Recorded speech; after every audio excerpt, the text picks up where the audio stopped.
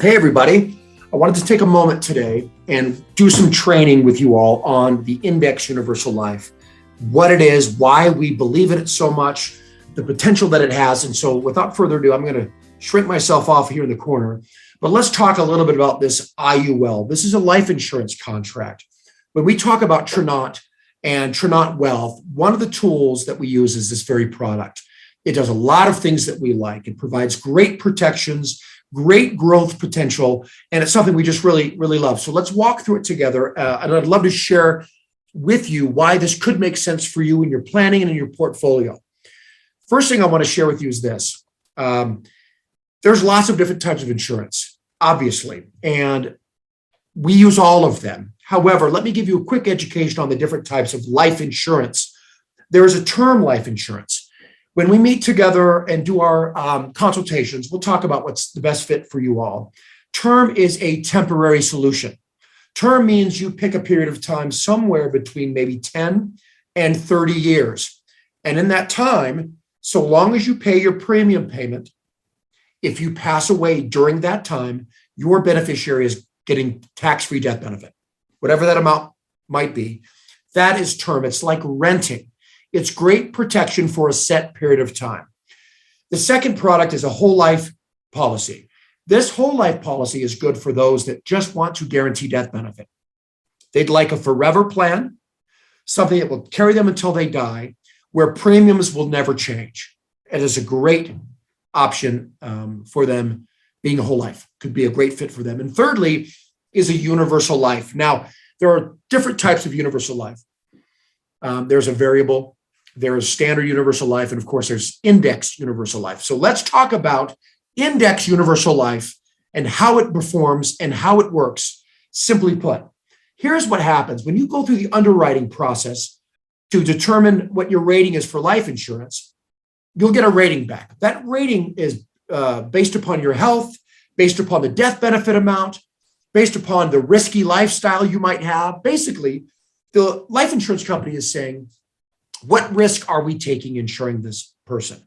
So young people, very healthy people, very safe people, they get the best ratings. They pay the least amount for insurance because of that situation. So here in my little graphic, you qualify for life insurance and begin making a premium payment. So that premium payment, we'll talk about those amounts down the road, it's fine, but you make that premium payment and that payment goes two places. It goes to the cost of the insurance, COI, if you will. And again, we've talked about what that's predicated on, health and age and those sorts of things. But the rest of that goes to your cash value. So this premium splits in two. We have the cost of insurance and we have the rest going to our cash value. That's what it's designed to do. Now, what does that mean? What happens to my cash? Here's what happens to the cash in that situation. The insurance company purchases options in the market. And they do this and look at them a year from later. So when you go to contract, let's suppose you went to contract today. They purchase those options today. And in a year from now, if those options have increased in value, they'll call those options. They'll basically say, yes, we'll take it because we've made a profit. It has increased 5 or 8 or 10 or 12%. And then they will basically credit your account accordingly. Hey, guess what? It went up this much. We all celebrate. And those people that have policies, of course, we credit those accounts. So it's tied to the index that we select. But year over year, when we have a positive year, your balance reflects that. Interest is credited to the account.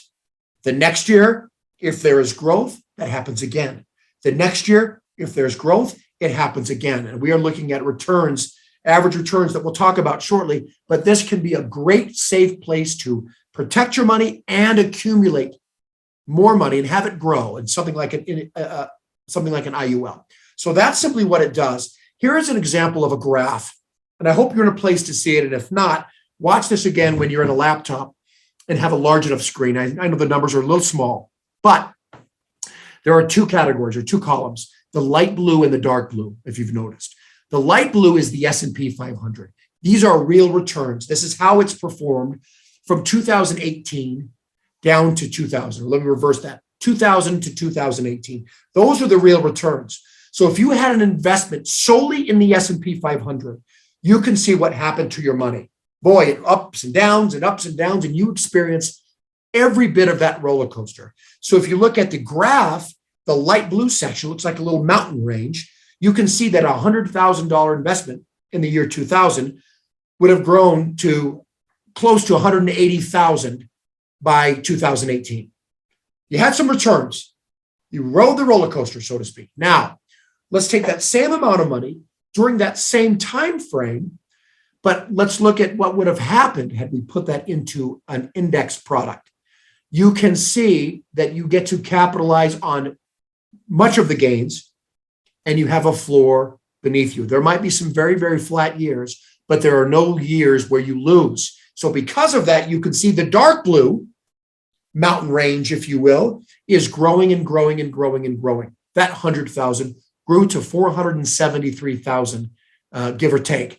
That is what happens when we look at investing with something that behaves like an index. We have guarantees below, if you will, and as the money grows, we have caps on the gains, but we live within that range, and we can really have some great, solid returns. Let me show you that with a little bit more detail.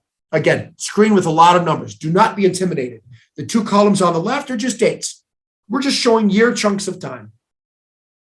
If you look at that third column that says S&P 500 index, all it is just showing us is the S&P 500. Again, we've taken that data from the last screen and moved it to this screen. Those are the real returns. Again, we're looking at roughly 2000 to 2020. This is what happened. Now, you can see there are years like, look at year 2007 to 2008, 39% losses. You can see that same scenario in a few other years where there were some significant loss years.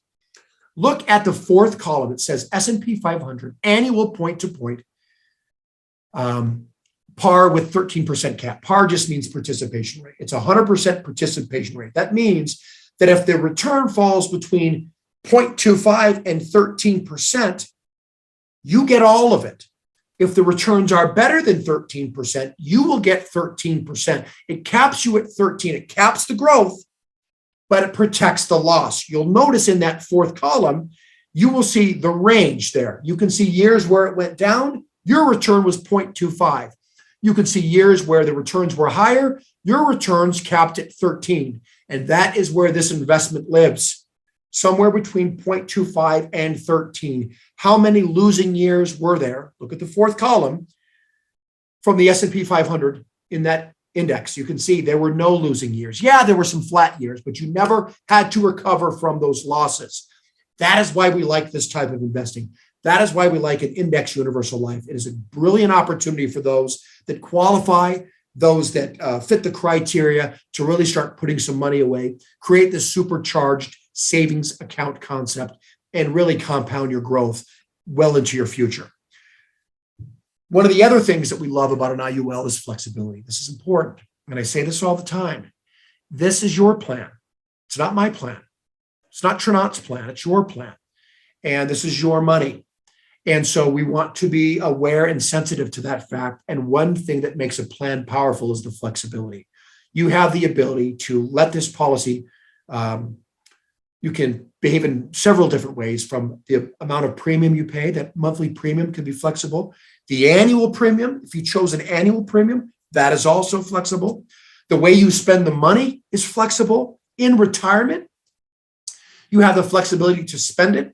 I always call it the selfish play.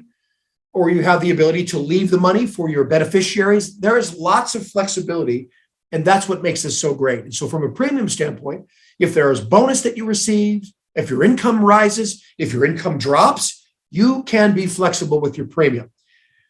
Let me show you a little bit more about what I mean with that. Here's an example of a client. This is a female client, 36 years old. You can see at the top of the screen, the face amount there is $150,000, if you can see that toward the top. This client says, Rob, I want to commit about $400 a month to my retirement plan, to this indexed universal life. Well, let me show you. I've taken some of these smaller numbers and just blown them up for you so you don't have to interpret everything this means. But there's something called a monthly no lapse premium. That's your minimum. So this client, that says my budget is $400 a month, if we did $150,000 death benefit, her minimum is $57.88. That's her minimum monthly. She can live above that. It's better if she lives well above that, but that is her minimum. I always say that's your bailout for a period of time in case of emergency. I've had a tough summer. Our income has changed a little bit. This individual client can spend $57.88 and be okay with it. Now, the high side, all I've done down there, if you can see it, is I've done a little math.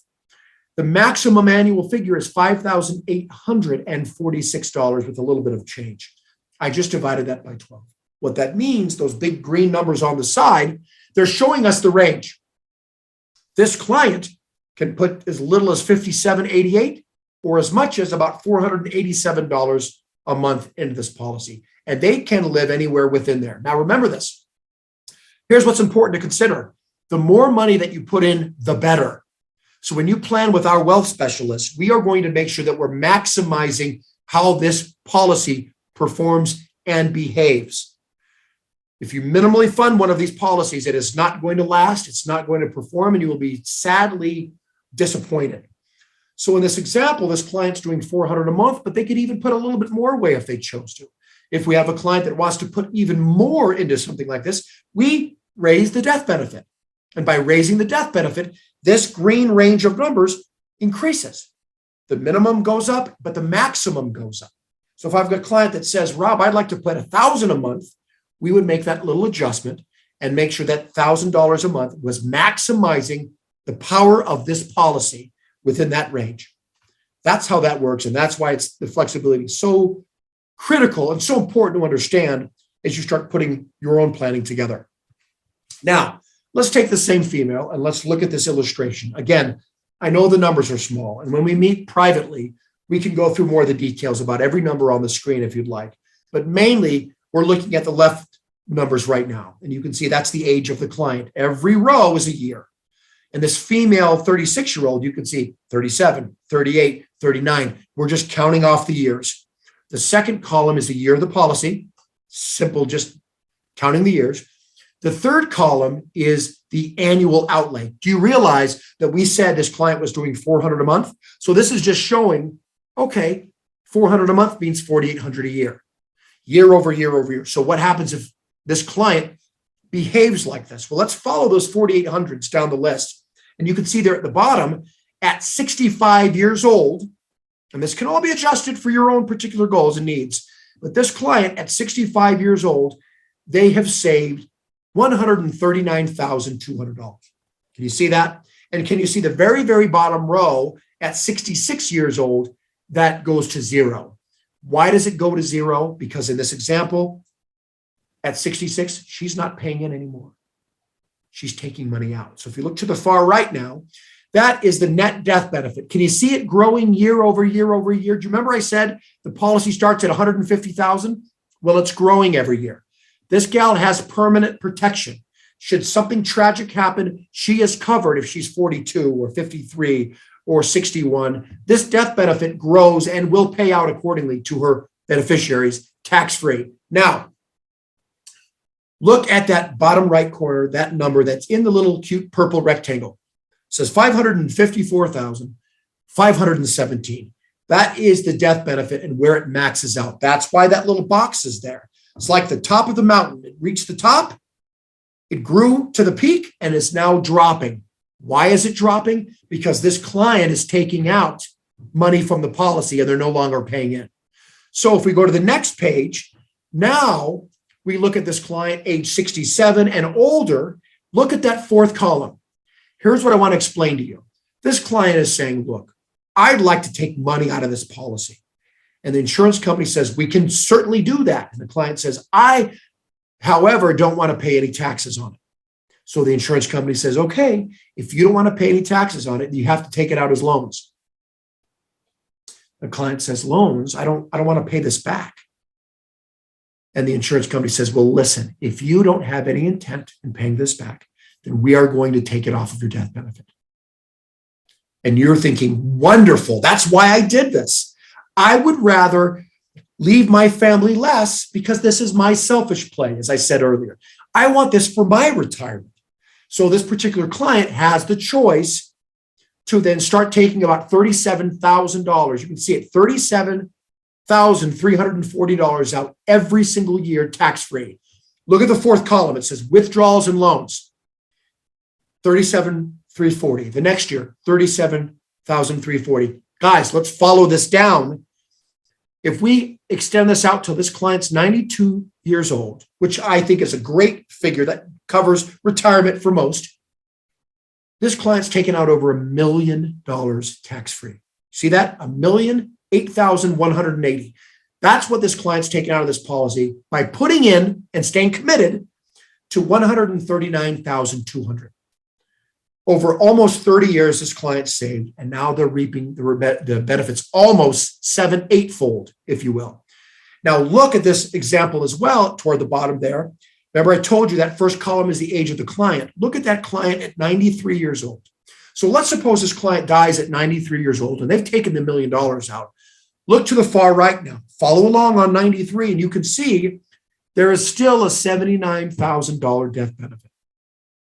So after all has been said and done, there's still a death benefit for burial, for cremation, for whatever those needs are.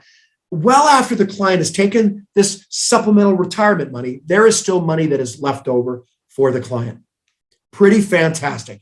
And that's what the power of an IUL is for you and for your family, for your living while you're alive and after you die. Another thing to realize is there are living benefits associated with this. And when we meet individually, we'll talk more about it. But I want you to know that if you set something up like this, and there will be a critical illness or a chronic illness or a terminal illness, you can access some or all of these funds while you're alive. Think about that.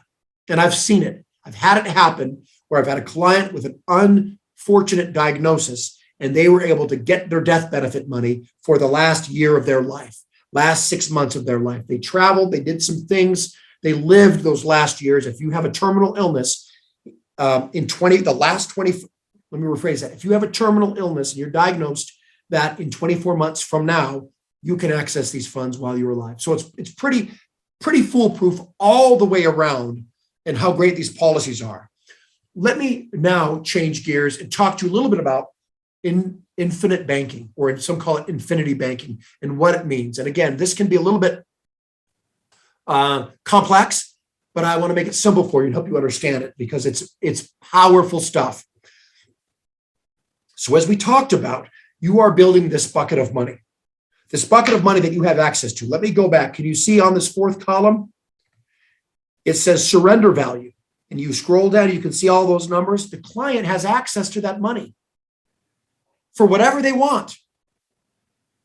So it's growing and they have access to it. So when we look at this infinite banking concept, this client might say 20 years later, 10 years later, hey, I want $10,000 because I'm going to upgrade my kitchen. I'm going to finish the backyard. I'm going to go on a trip. Whatever those reasons are, they have access to that money. While that money is growing, it's protected and it's safe. So they say to the insurance company, I would like to take out a loan against my policy, please. The insurance company asks hardly any questions because, again, this isn't health related. This isn't credit related. You want the money? It's in the account. We can do it. But here's what happens. While that money is protected and growing, if you'd like to take a loan out of that policy, that loan comes from the insurance company, not from your cash value. Let me say that again. The insurance company gives you a loan because you have a bucket of money that's protected and growing. But here's what that means. That means that when you take a loan, and right now, as of now, today, those loan rates are just under 3%. So that money cost you 3%, but because it didn't come out of your bucket of money is still earning returns that are averaging 7.5%. You are making money on the money that you're using. You have a loan with a small fee, and you have a bucket of money that is returning potentially greater than the cost of the loan. It becomes this infinite banking concept where you can spend the money, use it, borrow against it, and have this compounding account continually growing because your bucket is growing. And when you borrow from it, you're not borrowing, when you're borrowing against it, you're not borrowing from it. It's not coming from that bucket of money. It's something that only the wealthy people understand and only the wealthy people do. This is creating banking for you. This is your bank. That's why we love this so much. And you entrepreneurs out there that are focused on building your business and investing, blessing the lives of your family, your children, your spouses, this is critical to understand how you can create a bank within your own home. Let me share these last few things with you, then I'll let you go. This is just a quick comparison of an IUL, an Index Universal Life, versus a Roth IRA or a 401k. And I'll move quick on this, but I want you to understand that with an IUL, there's market protection. That means if the market tanks, you don't. I mentioned that. They buy options in the market tied to the indexes that we choose or the indices that we choose. If they drop in value, you just simply get a base credit of 0.25. You don't experience the loss. Love that. The next point to make is these no contribution limits. If your budget's $5,000 a month or $500 a month or whatever it might be, we can set up a plan so that you have no limits to what you can contribute. The third one is, of course, principal protection, as I mentioned. Nobody can take your money from you. That bucket of money grows and it is protected. It's also protected against creditors, against divorce. It's in a life insurance contract. It behaves differently, which protects you, which is wonderful. The next point is it's got favorable access to cash. You can access this money, not have to pay taxes on it. It's easy to come by. You can have it within 3 or 4 days and get the money you need if you'd like to buy something, invest in something. I've had clients that use it to flip properties, to rehab homes, to travel, medical bills, whatever those needs might be. You have access to that money for any of it without question. And then finally, of course, in the event that you die, this pays a death benefit. If you start a policy like this, hate to say it, and you die the next week, the full death benefit pays. Even if you've barely paid on it. Once it's issued, you're protected. Now let's look at the Roth or the 403B plan, if you will, or the 401k plan. It's got market exposure. Market drops, you drop with it. It's not protected in a life insurance contract. You're at the mercy of what this market does. There are contribution limits. If you make too much, it limits what you can contribute. The third point is your principal is at risk, like I mentioned before. And I have seen the horror stories of my older clients saying, hey, Rob, we've got $500,000 in a 401k. The market's lost 30%. Now what? I say there's nothing to do. You've lost 30% of your whole net worth potentially because your principal was at risk of what the market did. As I mentioned, there's annual income limits. This ties to the contribution limits. You can only contribute so much. It's a federal rule. Roth IRAs, traditional IRAs, $6,000 a year maybe. But if you make too much, you can't even contribute. Your income is too high, you can't even do one. There are annual income limits as well. And then finally, there are penalties if you try to access the money early. So unless you have an extenuating circumstance, first-time home purchase or medical emergency, other than a few reasons, you will get a big stiff slap on the hand to try to access that money before you're 59 and a half. So as we line these up, an IUL is a far superior opportunity, a far superior product, and might make far superior sense in your planning. In summary, if you will, this is what makes a good plan. Flexibility, an IUL has that. Tax advantages, an IUL has that too. Protection, we know it has that. We've talked about that. You want access to your money? An IUL provides access to your money. And finally, it's not just sitting in a mattress. It's got potential for great grains. It's got potential for great gains. A safe place to park it and grow it, all the while maintaining access to it and not paying taxes on it. It is a perfect scenario if it's something that fits you and your goals. So let's talk about it. Let's connect. I'm grateful for the time we've had today. If you need us, let's get on the calendar. Reach out to the person that introduced this video to you, and let's find time to chat one-on-one. Let me review with you what it is that you're doing, potentially the life insurance that you already have, and let's just see that if it's a good fit for you or not. Let's make sure it's something that aligns with your goals, with your plans. I look forward to seeing if this is fit for you. Would love to sit with you, ask you some questions, get to know you a little bit, get better acquainted to you and your planning and your goals, and see if we can help you out. So thanks for spending some time. Have a wonderful day, and we'll see you later.